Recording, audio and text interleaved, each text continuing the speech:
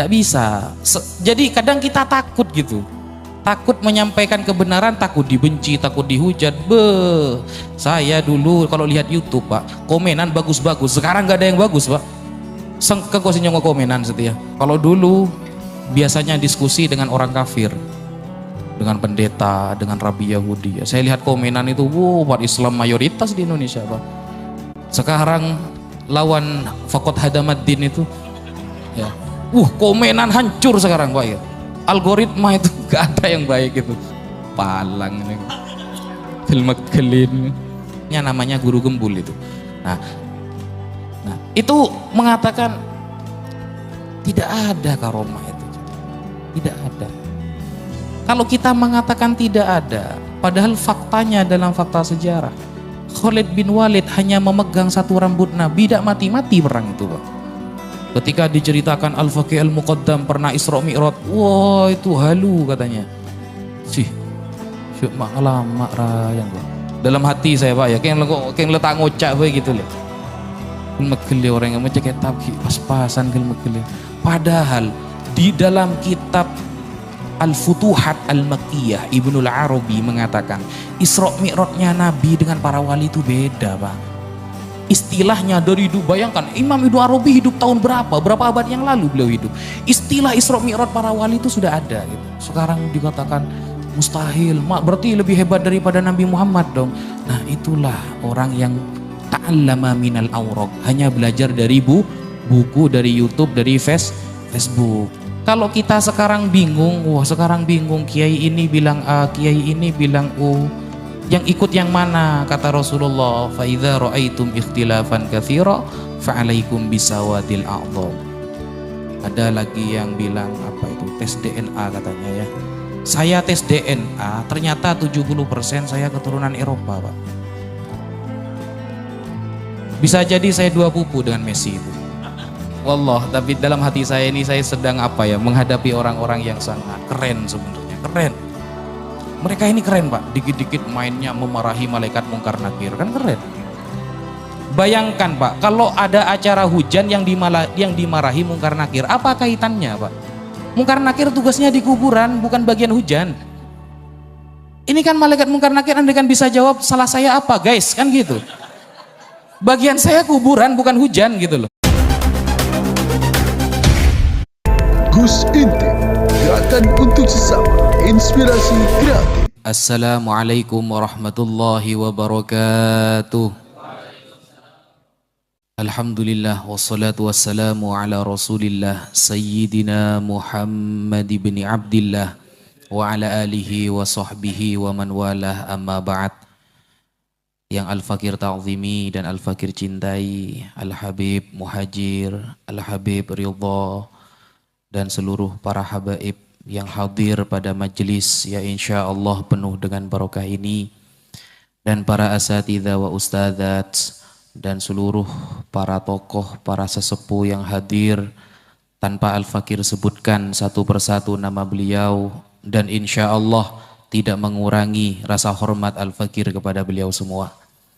Dan seluruh hadirin wal hadirat rahimakumullah, pada acara hari ini Al-Fakir diberikan amanah oleh Al-Habib Al-Muhajir untuk memberikan mau'izatul hasanah yang sejatinya Al-Fakir tidak pantas, karena ini bukan bagian saya Habib. Saya tidak bisa ceramah Habib, saya bagian pembantai Habib. Kok malah diundang ceramah? Seharusnya harus didatangkan musuhnya di sini Habib. Karena begini, Sayyidina Ali itu pernah berkata, ini dikutip oleh Al-Imam Al-Hasan Al-Kasrawi di dalam kitab Mausu'atu Athari Sahabah, juz 2, kitabnya ada 3 juz. Nah, beliau pernah mengatakan, Sayyidina Ali sendiri, man sabba Aba Bakar wa Umar lam tatayassar lahu taubatun abada. Orang yang pernah menghina Abu Bakar dan Umar, maka akan sulit bagi dia untuk tobat selamanya. Bayangkan, mencaci Abu Bakar dan Umar, apalagi keturunan Rasulullah Sallallahu Alaihi Wasallam. Keren kan Sayyidina Ali ini ya. Orang yang pernah menghina Abu Bakar dan Umar, akan sulit bagi dia untuk taubat selamanya. Abu Bakar dan Umar, apalagi keturunan Rasulullah Shallallahu Alaihi Wasallam.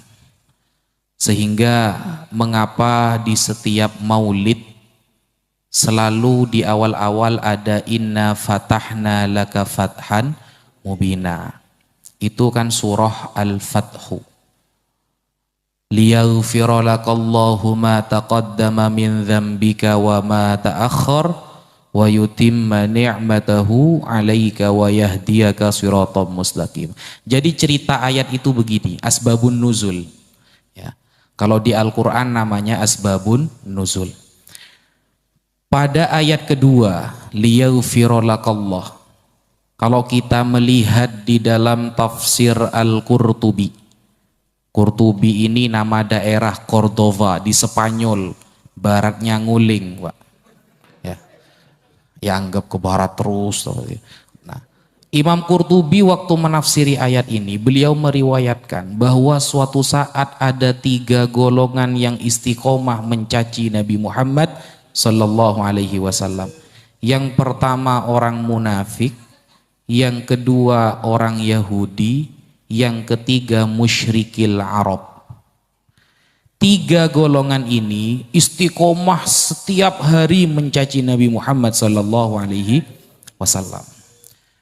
Pada suatu saat Rasulullah menyampaikan surah Al-Ahqaf ayat 9. Waktu itu turun surah Al-Ahqaf dari Allah, Qul ma kuntu bid'an minar rusul wa ma adri ma yuf'alu bi wala bikum. Katakan wahai Muhammad bahwa kamu bukanlah nabi yang pertama yang diutus oleh Allah Subhanahu wa ta'ala. Nabi Muhammad ini bukan nabi pertama. Sebelum Nabi Muhammad ini sudah banyak nabi-nabi. Bayangkan 124.000 yang menjadi rasul, ada 313. Jadi Nabi Muhammad ini bukan nabi pertama. Katakan kepada umat mereka, kepada umatmu yang ada di Arab ini.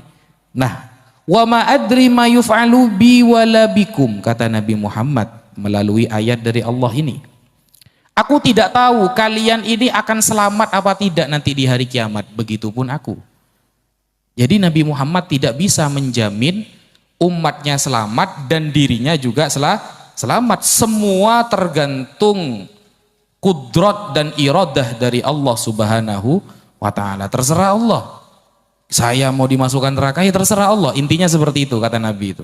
Saya tidak bisa menjamin, saya pun tidak dijamin, kata Nabi Muhammad. Lah, ketika surah Al-Ahqaf ayat 9 turun, serentak 3 golongan tadi, orang munafik, orang Yahudi dan musyrikin Arab tertawa di depan Nabi Muhammad. Hei Muhammad, kata mereka, kalau kamu saja belum tentu selamat, ngapain saya ikut kamu?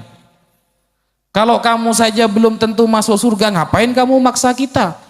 Kamu berdakwah kepada kita, kita disuruh ikut kamu ya. Buat apa kan kamu saja belum tentu selamat kok? Ayatnya jelas loh dari Tuhan kamu itu. Ma adri ma yuf'alu bi wala bikum. Kita sama-sama gak tahu nanti di hari kiamat selamat apa tidak. Nah, ketika 3 golongan ini tertawa, langsung dibantah seketika oleh Allah Subhanahu wa ta'ala dengan surah Al-Fathu barusan. Allah menurunkan ayat liyaghfira lakallahu ma taqaddama min dzambika wa ma ta'akhkhar wa yutimma ni'matahu 'alaika wa yahdiyaka shiratal mustaqim.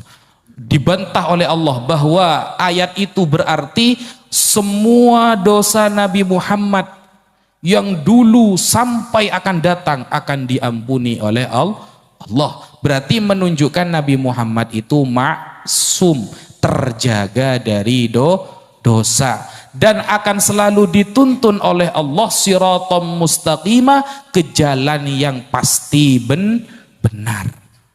Setelah ayat itu turun, 3 golongan ini terdiam, lalu mengatakan, loh itu kan ayat khusus kamu Muhammad, kalau kita yang ikut kamu mana ayatnya? Masuk surga enggak kita yang ikut kamu? Diturunkan lagi oleh Allah ayat surah Al-Fathu ayat ke-5, liyudkhilal mu'minina wal mu'minat jannatin tajri min tahtihal anhar. Orang yang beriman laki-laki maupun perempuan beriman kepadamu Muhammad, maka liyudkhila, pakai lam taukid Pak, sungguh mereka akan masuk surga yang di bawahnya ada sungai-sungai yang mengalir. Seperti itu dulu dakwah Nabi Muhammad. Makanya cerita-cerita para nabi di dalam Al-Quran itu tujuannya sebenarnya Nabi Muhammad. Ketika Nabi Muhammad ditolak di Taif, beliau itu dilempari batu. Kemudian ketika di Mekah, beliau diludahi. Nah, maka Allah mengatakan wa kullan naqussu 'alaika min amba'ir rusul ma nusabbitu bihi fuadak. Cerita para rasul itu aku ceritakan kepada kamu Muhammad agar meneguhkan hati kamu. Kalau sekarang enggak Pak, jangan diludahi Pak. Kalau sekarang disindir sedikit langsung marah kalau sekarang. Makanya saya kadang heran kepada orang-orang yang ketika dia mau berdakwah tapi harus elit. Ada sebagian orang seperti, padahal ilmunya pas-pasan sebenarnya. Tapi sok elit itu ada. Itu saya tuh gimana ya, greget saya kalau melihat orang seperti itu. Kenapa? Saya kalau ingat Nabi Muhammad dan para sahabat berdakwah itu bukan tidur di hotel Pak. Gitu. Gak ada dulu hotel itu. Mau nelpon siapa ya? Nabi Muhammad jenengan ceramah ya di sini minta hotel berapa? Gak ada. Padahal andaikan gunung Uhud jadi emas bisa kan? Andaikan Nabi Muhammad minta gunung Uhud jadi emas kan bisa itu. Tapi kan beliau dengan kesederhanaannya kan biasa kan. Makanya di Sidogiri itu ada besar itu ya, di Pondok Sidogiri itu. Definisi santri. Santri adalah yang la yamilu yumnatan wala yusrotan. Artinya apa? Cek ngak-ngakaan. Cek letolean gitu. Kan la yamilu yumnatan wala yusrotan kan gitu maksudnya kan. Jangan oleh kanan, jangan oleh, maksudnya cek ngak-ngakaan. Peloros tadi orang kan gitu. Gak ada, oh saya tidak mau ikut konflik, saya di tengah saja. Gak ada di tengah itu. Ada dulu di zaman Nabi Muhammad, di zaman para ulama, ada orang melengah tengah, gak ada gitu. Gak ada. Ya tabrak kalau melengah tengah gitu. Gak bisa. Jadi kadang kita takut gitu. Takut menyampaikan kebenaran, takut dibenci, takut dihujat. Saya dulu kalau lihat YouTube Pak, komenan bagus-bagus. Sekarang nggak ada yang bagus Pak. Sengke kok sih nyongok komenan setia. Anjir mak saya congok lebih banyaknya kok. Ya jadi seperti itu memang, seperti itu. Kalau dulu biasanya diskusi dengan orang kafir, dengan pendeta, dengan rabi Yahudi. Saya lihat komenan itu, umat Islam mayoritas di Indonesia Pak. Sekarang lawan Fakot Hadamaddin itu ya. Komenan hancur sekarang Pak ya. Algoritma itu gak ada yang baik itu. Palang ini. Kelin. Ya seperti itu. Ya begitu memang. Itu baru cakap biasa Nabi Muhammad yantem dulu Pak gitu. Diantem dilempari sampai santai aja gitu. Nah, jadi begitu. Dan kenapa kok selalu ada inna fatahna laka fatham mubina di dalam rata-rata maulid pakai itu. Kenapa? Karena setelah membaca inna fatahna laka fatham mubina, setelah itu kita akan diceritakan orang yang paling luar biasa di dunia ini. Jadi seolah-olah kita itu minta futuh kepada Allah agar otak dan hati kita itu sinkron, menerima tentang keagungan Nabi Muhammad sallallahu alaihi wasallam, begitu. Karena sekarang sudah banyak zamannya orang-orang itu tidak percaya dengan karomah ada Pak. Semuanya dianggap halusinasi, dianggap mustahil. Ada di YouTube itu ya. Saya lupa namanya, tapi kayaknya namanya Guru Gembul itu. Nah, itu mengatakan tidak ada karomah itu. Tidak ada. Kalau kita mengatakan tidak ada, padahal faktanya dalam fakta sejarah, Khalid bin Walid hanya memegang satu rambut Nabi, tidak mati-mati perang itu Pak. Satu rambut Nabi kan gitu. Kemudian ketika beliau membacakan di awal-awal, makanya kalau kita baca Hizbul Bahar, Syekh Bilasyan Ali Asyadili, di awal-awal kan ada ayat begini. Ada kutipan, Allahumma ya aliyu ya azim ya halimu ya alim. Itu kan yang dibaca Khalid bin Walid ketika mau perang. Sampai kudanya bisa berjalan di atas air, Pak. Kudanya berjalan di atas air, musuhnya gak sampai melawan, langsung menyerah. Langsung masuk Islam duluan. Ini yang kita lawan setan ini, bukan orang katanya. Nah, itu kan memang seperti itu ada, tapi lihat orangnya dulu. Ketika diceritakan Al-Faqih Al-Muqaddam pernah Isra Mi'raj, wah itu halu katanya. Syuk mak ngelamak rayan kok. Dalam hati saya Pak ya, kayak letak ngocak begitu loh. Megeli orang yang macam kitab pas-pasan megeli.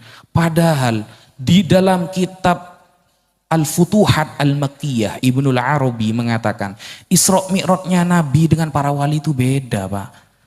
Istilahnya dari bayangkan Imam Ibnu Arabi hidup tahun berapa abad yang lalu beliau hidup. Istilah Isra Mi'raj para wali itu sudah ada gitu. Sekarang dikatakan mustahil, berarti lebih hebat daripada Nabi Muhammad dong. Nah itulah orang yang ta'allama minal awraq, hanya belajar dari buku, dari YouTube, dari Facebook.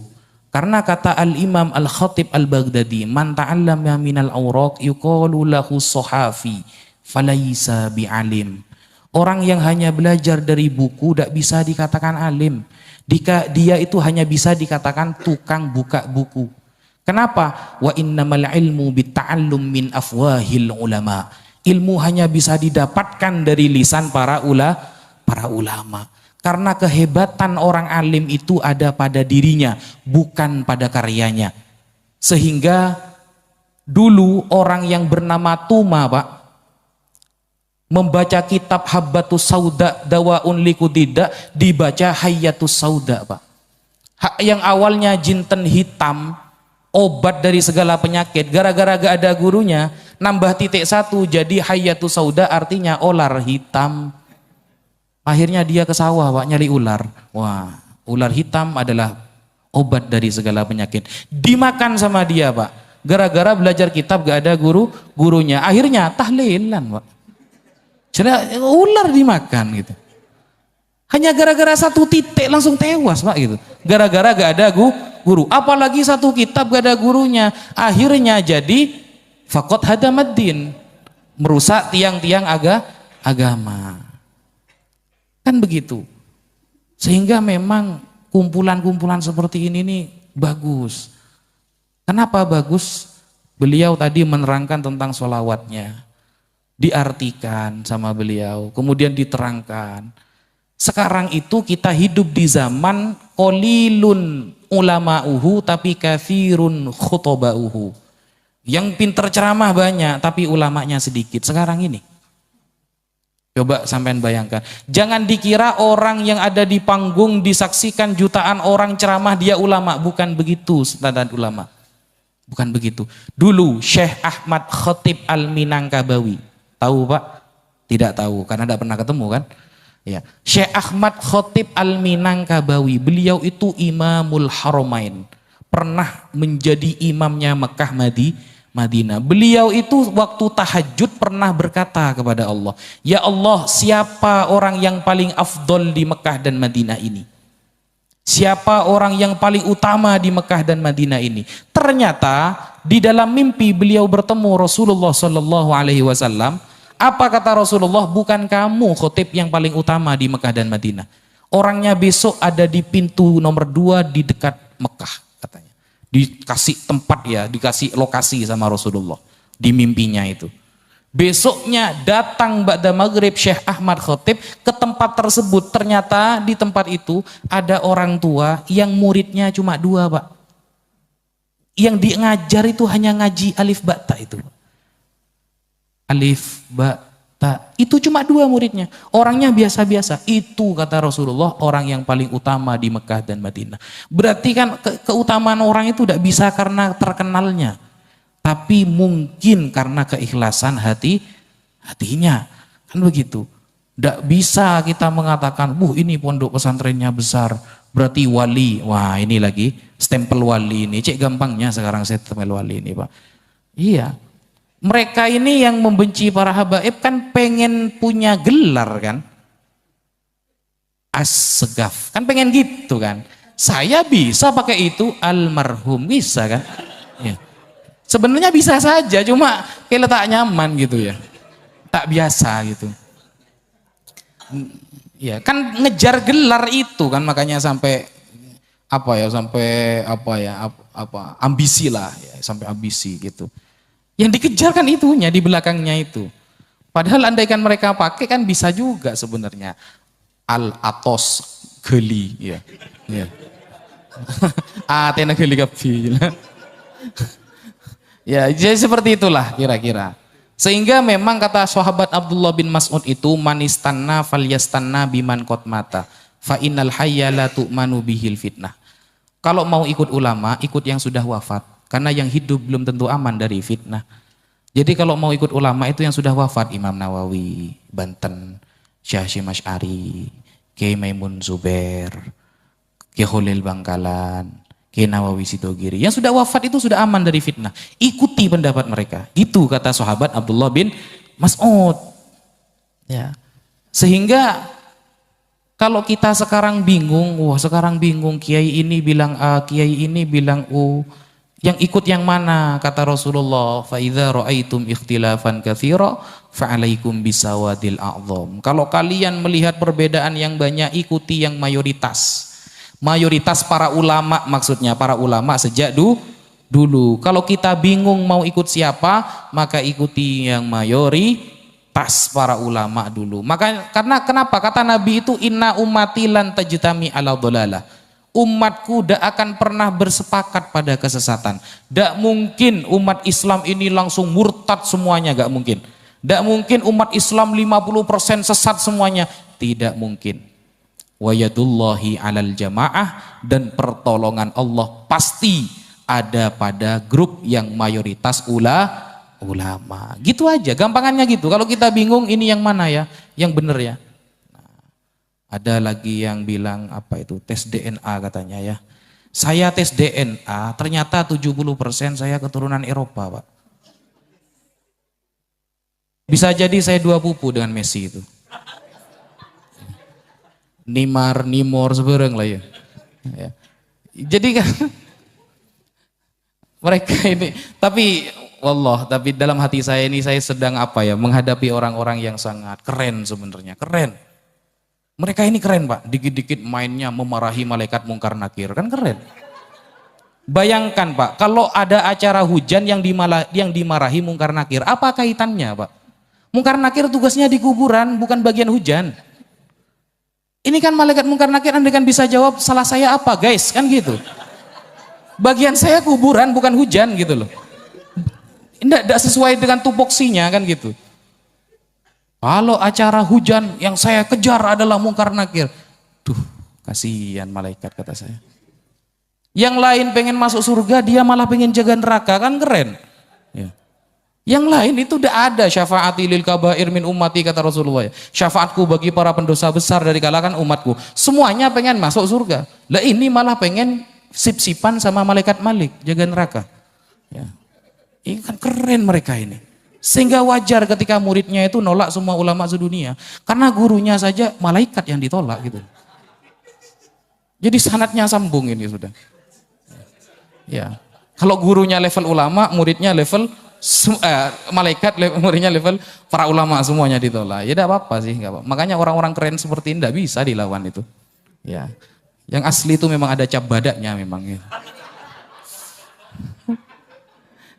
Ini sampai saya tidak bisa ceramah, Beb. Makanya ya gini sudah, Beb ya. Sehingga itu ya. Kalau kita ingin selamat ya seperti itu, ikuti para ulama dulu. Saya agak lagi Mas, Beb. Ya Allah. Ya, begitu. Saya dulu memang kaget tidak nyangka kalau semua ini pasti akan terjadi, sebenarnya tidak menyangka. Seperti menabrak hadis mutawatir begitu. Pikiran saya dulu itu seperti menabrak hadis mutawatir. Bayangkan sekelas hadis soheh saja. Hadis soheh itu syaratnya kan ada 5. 1 ittisolus sanad. Sanadnya harus sambung. Saya dapat riwayat ini dari guru saya dari guru saya, guru saya. Yang kedua adalah adalatur rawi. Yang ngomong harus orang yang terpercaya. Malakatun tahmilu ala mulazamati taqwa wal muru'ah. Jadi orangnya memang benar-benar selalu menjaga dirinya dari kemaksiatan. Yang ketiga ad-dhabt, cekatan, cerdas di atas rata-rata. Yang keempat, tidak terjadi syad, tidak boleh bertentangan antara dia dengan gurunya. Yang kelima, tidak terjadi illat. Bayangkan, kelima syarat hadis sahih ini fokus kepada orangnya. Makanya lucu ketika sekarang ada orang, mana kitab sezamannya? Apa orang ini, kata saya. Ya, sekelas hadis sahih aja tidak nanya manuskrip gitu. Yang ditanyakan adalah kredibilitas, kekuatan, keahlian orangnya. Dari 5 syarat itu loh. Hadis ini Pak, jauh levelnya di atas fikih. Fikih kalau gak pakai hadis tidak bisa. Fikih semuanya itu harus bersumber dari hadis. Dengan ijtihad para ulama. Sekelas hadis saja tidak pernah mengatakan mana kitab sezamannya. Ayo. Ya pelengan, gak ada jawabannya. Wah, memang metodenya ada gitu. Saya tanya saya ada gitu. Yang ditanyakan yang tidak ada. Wajar masalah hujan yang dimarahi malaikat mungkar nakir. Tidak pernah nyambung memang ngomong ini gitu. Ya. Kalau hadis saja tidak pernah nanya manuskrip, ngapain nanya manuskrip? Kan seperti itu kan. Fitnah-fitnah mereka ini kan. Seolah-olah ilmiah itu. Kemarin Syekh Ali Jum'ah sudah bilang, qad ajma'atil ummah. Kawan kayak keren. Ya. Syekh Ali Jum'ah kawan. Syekh Ali Jum'ah ini kan kelasnya sudah kelas dunia kalimatnya itu. Dibantah sama Ibnu Sarman ini gitu. Dibantah apa? Begini, la yadhkuru fi kitab fi zaman hadza wa hadza. Duh, minta tapuk colon yang kelin. Sekelas Ali Jum'ah tanya kayak gitu loh. Jek ngacar apa janggo. Iya, kita mau ngelawan orang itu kan ngaca sedikit gitu loh. Kalau kelasnya sandal swalu, jangan lawan karfil. Iya. Jangan. Memang kita sebagai orang Islam ya, sandal swalu yang dibawa ke masjid lebih baik daripada karfil yang dibawa ke diskotik memang. Tapi kalau kelasnya sudah beda, janganlah gitu. Mikir. Sekelas kampung, di kampungnya saya datang ke kampungnya itu. Datang saya. Saya tanya, kenal? Tidak kenal katanya. Cereng-cereng kampung tibi tak kenal kata saya. Itu yang jualan-jualan di dekatnya rumahnya dia itu saya tanyakan, kenal? Tidak kenal. Panjelanan Sarman nongku reng-reng. Ya, jadi ya seperti itu. Nah, seperti itu. Kalau ikuti ulama yang sudah wafat, insya Allah kita selamat. Tidak usah macam. Kata Sayyidina Ali tadi itu di awal-awal itu, kalau mencaci Abu Bakar dan Umar saja dia akan sulit bertaubat. Apalagi yang dihujat adalah cucu Rasulullah Sallallahu Alaihi Wasallam.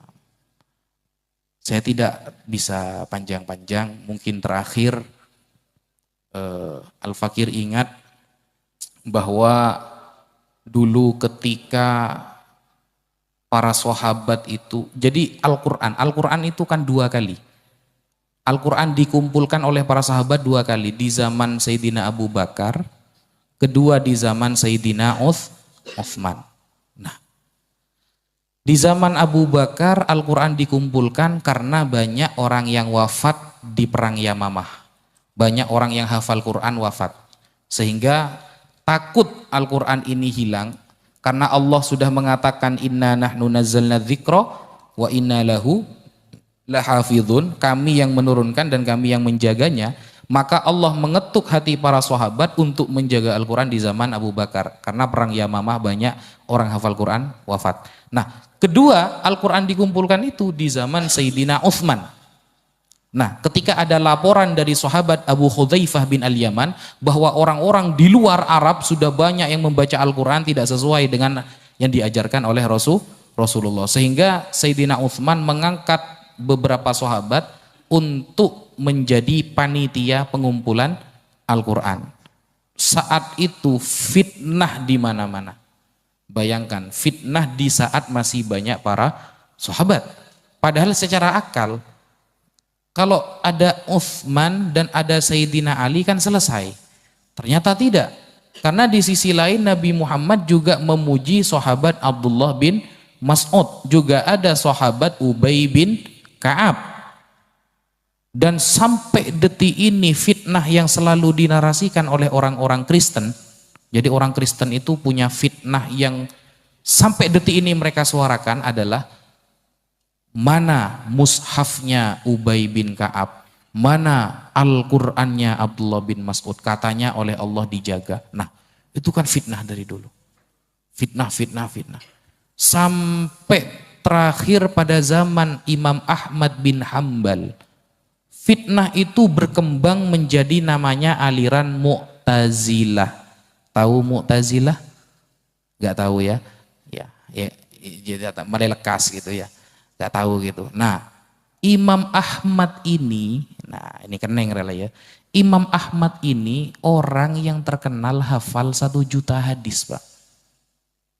Di dalam kitab I'lamul Muwaqqi'in an Rabbil Alamin, bahwa kata Imam Ahmad, orang kalau ingin jadi mujtahid itu minimal hafalan hadisnya 400.000 hadis.